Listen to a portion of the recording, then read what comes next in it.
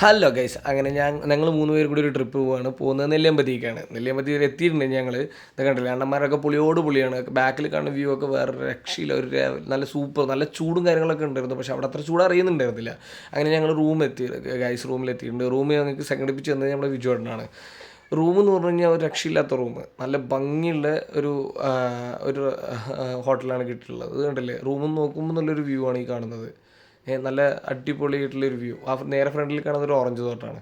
ഞങ്ങൾ കിടക്കുന്നോടുന്ന് നേരെ നോക്കി കാണാൻ ഈ മലയും പ്രദേശങ്ങളൊക്കെ രാവിലെ ഒടുക്കത്തെ വ്യൂ ആണ് രാവിലെ കാണുന്നത്. തമ്പാട്ടീൻ്റെ ഒരു ലോങ് ഹെഡിലെ ട്രിപ്പ് അത് ആദ്യമായിട്ടാണ്. അവളെ കൂടെ ഞങ്ങൾ ആകെ സീനൊക്കെ എന്നൊക്കെ ചോദിച്ചു. പക്ഷേ അവൾ വണ്ടിയിൽ ട്രാവൽ ചെയ്യുന്നതൊക്കെ എനിക്ക് ഭയങ്കര ഇഷ്ടമാണ് അവൾക്ക്.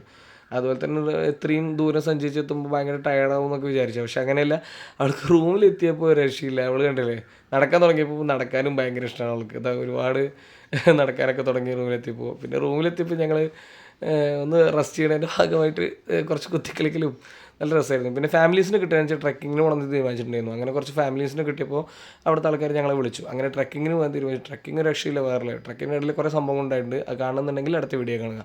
അപ്പോൾ